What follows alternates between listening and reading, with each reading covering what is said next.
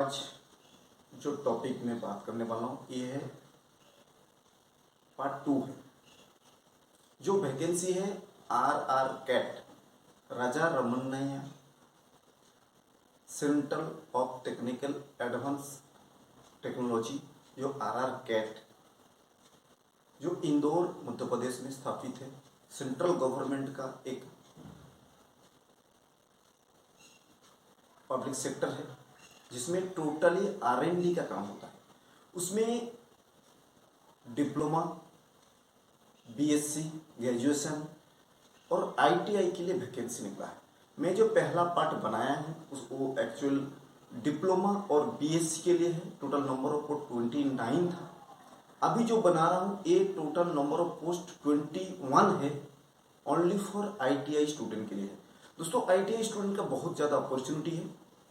मैं इसीलिए डायरेक्ट उसमें जाता हूँ। इसका वेबसाइट दोस्तों जरूर विजिट करें, www.rrcat.gov.in। HRD opening current advertisement जाते बराबर आपका इसका नोटिफिकेशन, जहाँ से डिटेल्स आपको पूरा जानकारी मिलेगा, उसको सबसे पहले विजिट करना है। rrcat.gov.in HRD opening current advertisement, इसमें आपका डिटेल्स जानकारी सबसे पहले स्टडी करना है। आपका क्वालिफिकेशन, आपका एज, आपका एक्सपीरियंस, उसके बाद आगे बढ़ना है। दोस्तों एक नोटिफिकेशन ये एटॉमिक एनर्जी जो भावा रिसर्च सेंटर मुंबई में है, इसका हेड ऑफिस उसी का अंडर में आता है, एटॉमिक एनर्जी भावा रिसर्च सेंटर। लेकिन ये जो पब्लिक सेक्टर है, R&D सेक्शन है, ये इंदौर मध्य प्रदेश में है। इसमें वैकेंसी तो डिप्लोमा, ITI 10th पास, BSc पास है। दोस्तों एक चीज बता दूं मैं, ये जो R&D सेक्शन है RR कैट, इसमें साइंटिस्ट जो है 500 से भी ज्यादा है। साइंटिस्ट 500 से ज्यादा साइंटिस्ट अभी काम कर रही है।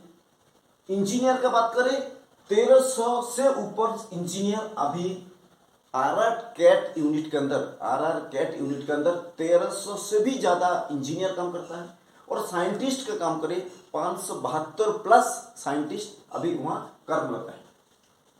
बहुत अच्छा संस्था है। टोटली रिसर्च एंड डेवलपमेंट जो डिफेंस का सेक्टर में काम होता है, इसमें बहुत अच्छा। और ITI के लिए तो बहुत अच्छा अपॉर्चुनिटी, सैलरी बहुत अच्छा है। मैं स्टेप बाय स्टेप पूरा प्रोसेस आपको बताऊंगा, अप्लाई कैसे करना है, क्या क्या होना है, रिटन टेस्ट क्या है, लास्ट डेट कब है, एज लिमिट क्या है। जरूर लास्ट तक वीडियो को देखते रहिए। अच्छा लगे कमेंट करें, लाइक करें, शेयर करें, तो मेरा मोटिवेशन बढ़ता है। दोस्तों सबसे पहले बात कर लो, नंबर ऑफ पोस्ट जो है RR कैट ITI के लिए। यहां एक चीज बताओ, तो जो नोटिफिकेशन में क्लियर लिखा हुआ है, जो एम्प्लॉय का बैलेंस करने के लिए, जो एम्प्लॉय है उसको बैलेंस करने के लिए फीमेल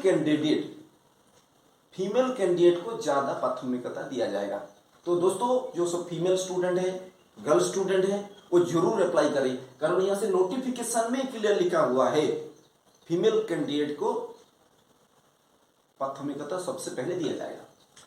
तो नंबर ऑफ पोस्ट 20 है। ये 21 जो पोस्ट है टोटली ITI स्टूडेंट के लिए है, यहाँ कोई डिप्लोमा नहीं है। 21 स्टूडेंट ITI के लिए है post. Grade C level 4 number of post 9। क्या है मैं डिटेल्स बात करूंगा। ग्रेड C जो गवर्नमेंट में ग्रेडिंग सिस्टम होता है ABCD, वो ग्रेड C आपका ग्रेड रहेगा C। लेवल जो पे कमीशन का लेवल होता है वो रहेगा 4। नंबर ऑफ पोस्ट आपका उस समय मिलेगा 9। ये 9 post only for ITI pass out student है, जिसको पे करा जाएगा 25,000 पर मंथ। 25,000 प्लस अलाउंसेस, जो सेंट्रल गवर्नमेंट के अलाउंसेस है, ये टोटली सेंट्रल गवर्नमेंट का जो भी अलाउंसेस आपको मिल जाएगा। नेक्स्ट है दूसरा ग्रेड C लेवल 3। लेवल 3 में भी ITI स्टूडेंट है। उसमें नंबर ऑफ पोस्ट जो है वो है 12। इसमें पे स्केल जो है 21,700 आपको पे स्केल दिया जाएगा। टोटल R&D सेक्शन है, तो टोटल नंबर ऑफ जो सीट है 21, जिसमें 2 कैटेगरी है। ग्रेड C दोनों है, लेवल 4 लेवल 3। दोनों का सैलरी स्ट्रक्चर अलग अलग है, जो मैं आपको दिखाने की कोशिश कर रहा हूँ। क्वालिफिकेशन का बात करें, यहां से क्लियरली लिखा हुआ है आईटीआई पास आउट होना चाहिए, उस फील्ड पे मिनिमम 2 इयर्स 3 इयर्स 4 इयर्स का एक्सपीरियंस होना चाहिए। मान लीजिए आप फिटर ट्रेड में है तो फिटर ट्रेड का एक्सपीरियंस आपको होना चाहिए। आप इलेक्ट्रीशियन में है, इलेक्ट्रीशियन का एक्सपीरियंस आपको होना चाहिए यहाँ। साथ साथ आप 10th पास है तो भी एलिजिबल है। आपका परसेंट ऑफ मार्क 60% होना चाहिए, परसेंट ऑफ मार्क 60% होना चाहिए तो आप एलिजिबल हैं। दूसरा नंबर, आपके 2 सब्जेक्ट पीएम फिजिक्स और मैथ, ये दोनों कंपलसरी सब्जेक्ट आपका होना चाहिए 10th के अंदर। फिजिक्स और मैथ सब्जेक्ट है, आपने 10th एसएससी दिए हो तो आपका 60% मार्क है, आईटीआई नहीं है तो भी आप एलिजिबल है। तो यह 2 कंडीशन दिया है, आईटीआई हो व 10th पास हो, ये दोनों कंडीशन में एलिजिबल है इस पोस्ट के अप्लाई करने के लिए।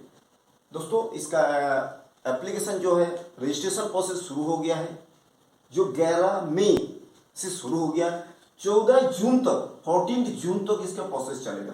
काफी समय है दोस्तों, जरूर ट्राई करें। सबसे पहले टारगेट बनाएं, आप कौन सा ट्रेड के लिए है, किस पोस्ट पे जाना चाहते हैं, private, public, government, central government, ये 4 सेक्टर होता है काम करने के लिए, प्राइवेट में, पब्लिक में, गवर्नमेंट में, सेंट्रल गवर्नमेंट में। ये टोटली सेंट्रल गवर्नमेंट का जॉब है और यह 14/6 लास्ट डेट है दोस्तों।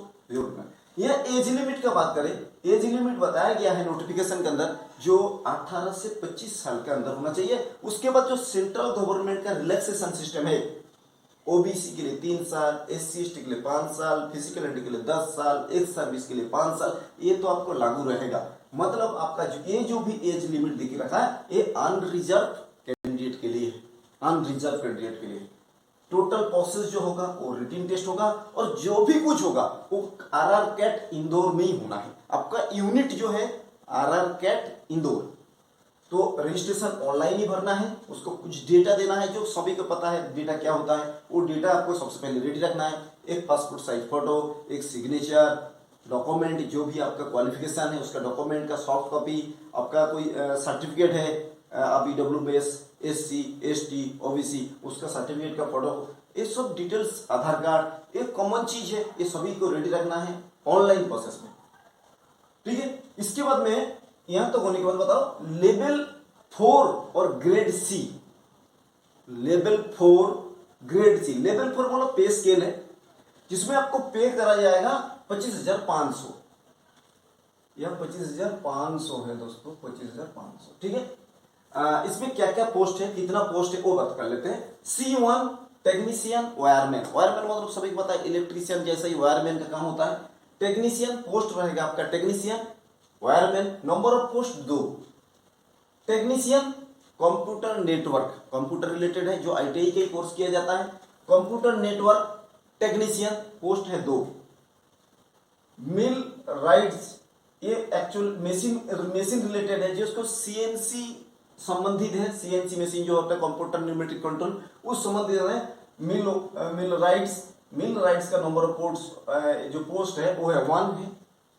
टेक्नीशियन ड्राफ्ट्समैन इलेक्ट्रिकल, जिन्होंने ड्राफ्ट्समैन इलेक्ट्रिकल में ITI किए हैं उसके लिए है, उसका नंबर ऑफ पोस्ट 1 है। Technician electrical, technician electrical number of post 3। Technician electrical number, ये जो 5 पोस्ट है, टोटल 9 है अलग अलग ग्रेड में। ग्रेड C लेवल 4, इसमें 9 पोस्ट है। मैंने यहाँ बता दिया कि आपको 9 पोस्ट किसमें किसमें है, कोई डाउट नहीं होना चाहिए, सामने से पूरा क्लियर दिख रहा है, यही है नोटिफिकेशन। लेवल 3 ग्रेड C का बात करें, ग्रुप C लेवल 3 का बात करें, जिसका पे स्केल है 21,700 पे स्केल है, लेवल 3 है, ग्रेड C है। उस पोस्ट के लिए जो क्वालिफिकेशन मिनिमम चाहिए 10th पास, 60% होना चाहिए, फिजिक्स और मैथ दोनों सब्जेक्ट कंपलसरी होना चाहिए। साथ साथ आपके पास ITI है तो नो प्रॉब्लम। तो 2 चीजें, आप 10th पास के एलिजिबल में भी जा सकते हैं व ITI पास के थ्रू भी जा सकते हैं। 6 टेक्नीशियन फिटर। टेक्नीशियन फिटर का सबसे ज्यादा आईटीआई का डिमांड होता है। इसमें नंबर ऑफ पोस्ट 8 है। इस फील्ड में आपको नॉलेज होना चाहिए, 2 से 4 साल का बीच में आपका एक्सपीरियंस होना चाहिए। टेक्नीशियन ऑप्टिकल साइंस, फिजिक्स का टोटल सब्जेक्ट फिजिक्स का है। Optical science number of post 1। Physiotherapy, physiotherapy C8 physiotherapy number of post 1। Level 3 group C का बात कर रहा हूं। सभी पोस्ट टेक्नीशियन लेवल के लिए है। इसके बाद C9 technician glass blowing. Glass जो ग्लास होता है, कांच होता है, उसके एक आईटीआई कोर्स किया जाता है। उसको बनाने के लिए, मोल्ड करने के लिए अलग अलग, कारण यहाँ से जो भी कुछ होता है आरआर कैट के अंदर वो R&D सेक्शन है। रिसर्च एंड डेवलपमेंट दिन भर चलता है। काफ़ी साइंटिस्ट इंजीनियर वहाँ कर्मरत रहता है। तो ये सब चीज़ का जरूरत पड़ता ही रहता है। तो आपको जो पोस्ट है वो है ग्लास ब्लोइंग टेक्नीशियन। तो आपको आईटीआई होना चाहिए। नंबर ऑफ पोस्ट 1 है। C10 carpenter. कारपेंटर सभी को पता है, कारपेंटर जो आईटीआई में किया जाता है कारपेंटरी वर्क, उसका नंबर ऑफ पोस्ट है। टोटल नंबर ऑफ 12 है। जो ग्रुप सी लेवल 3 के लिए 12 और लेवल 4 के लिए 9, टोटल नंबर ऑफ पोस्ट जो है 21। एक बार बात करो दोस्तों, क्या प्रोसेस होगा एग्जाम के लिए। अब तो ऑनलाइन भरना ही है। इसमें 3 स्टेज बनाया गया है एग्जाम का प्रोसेस। बस सिलेक्शन प्रोसेस का 3 स्टेज है। पहला प्रोसेस, आपको जो भी कुछ अप्लाई करो करने के बाद ऑटोमेटिक आपका कोई भी डॉक्यूमेंटेशन का कमी होगा, आपको शॉर्टलिस्ट कर दिया जाएगा। सबसे पहले शॉर्टलिस्ट होगा जिसका डॉक्यूमेंटेशन का किसी ना किसी कारण में कमी है, पर आपने प्रॉपर तरीके से प्रॉपर डॉक्यूमेंट नहीं भेजा है, तो पहली बार में वो अलग हो जाएगा। जो बचा रहेगा उसके लिए 3 स्टेज है। पहला टेस्ट आपका रिटन टेस्ट होगा। जो रिटन टेस्ट होगा वो 50 मार्क्स 50 क्वेश्चन रहेगा। एमसीक्यू मल्टीपल चॉइस का 50 क्वेश्चन रहेगा। रिटन टेस्ट जब अपीयर हो जाएगा तो आपको एडवांस टेस्ट देना है। दोनों जो टेस्ट है, रिटन टेस्ट का जो दोनों पार्ट है, एक नॉर्मल व जनरल जिसको हम लोग प्रीलिमिनरी टेस्ट और एक एडवांस टेस्ट, ये दोनों एक ही दिन में होना है। जब आपका प्रीलिमिनरी टेस्ट आपका अबव 40% से ऊपर नंबर रहेगा तभी आपको एडवांस टेस्ट देने का मौका दिया जाएगा। ठीक है, क्लियर लिखा है ग्रेटर देन 40%। ये जनरल के लिए, SC ST के लिए थोड़ा सा कम होगा। 40% से ज्यादा आपका प्रीलिमिनरी टेस्ट व रिटन टेस्ट में नंबर मिलेगा तभी आपको एडवांस टेस्ट का मौका दिया जाएगा। उसमें भी आपको 50 MCQ क्वेश्चन रहेगा, लेकिन एडवांस में जो है वो टोटल बेस टेक्निकल है। अब डिप्लोमा है तो डिप्लोमा बेस के है, ITI है तो ITI के जो ट्रेड है उस ट्रेड बेस में आपको एडवांस टेस्ट देना है। जब ये दोनों कंप्लीट हो जाएगा उसके बाद आपका एक मेरिट लिस्ट निकलेगा। मेरिट लिस्ट के बाद डिप्लोमा है डायरेक्ट इंटरव्यू लिया जाएगा, ITI है तो ट्रेड टेस्ट बस स्किल टेस्ट लिया जाएगा। उसके बाद आपका सिलेक्शन प्रोसेस होगा। ये जो एग्जाम है हिंदी व इंग्लिश, ये दोनों किसी से भी आप चॉइस भर सकते हो। इंग्लिश में देना चाहोगे तो भी ठीक है, हिंदी में देना चाहोगे तो भी ठीक है। इसके ऑल्टरनेटिव और कोई लैंग्वेज नहीं है। MCQ का जो 50 क्वेश्चन है उसमें math 20 question, science 20 question, general awareness 10 question, total 50 question. 1 question का मार्क आपको राइट होने से 3 नंबर मिलेगा। एक क्वेश्चन राइट होने से 3 नंबर मिलेगा। एक क्वेश्चन गलत होने से 1 नंबर कट जाएगा। मान लीजिए आपने 10 क्वेश्चन सही किया, 10 3 30 नंबर हो गया। आपने एक क्वेश्चन गलत किया तो वहां से आपको 1 नंबर कम हो जाएगा, तो 20। 10 ठीक करने से भी आपको नंबर कितना मिलेगा? 29। ठीक है दोस्तों, मतलब एक नेगेटिव मार्किंग जैसा है। एक क्वेश्चन राइट होने में 3 नंबर मिलेगा, एक क्वेश्चन गलत होने से 1 नंबर माइनस हो जाएगा। ये कुछ टॉपिक था, R&D का है। बहुत अच्छा अपॉर्चुनिटी है ITI स्टूडेंट के लिए, 10th पास स्टूडेंट के लिए। नंबर ऑफ पोस्ट भी काफी है जो बहुत दिन बाद, बहुत सालों बाद RR कैट जो सेंट्रल गवर्नमेंट का है, एटॉमिक एनर्जी के ऊपर है। ITI के लिए बहुत अच्छा वैकेंसी निकला हुआ है। दोस्तों जरूर अप्लाई करें, बहुत अच्छा अपॉर्चुनिटी है।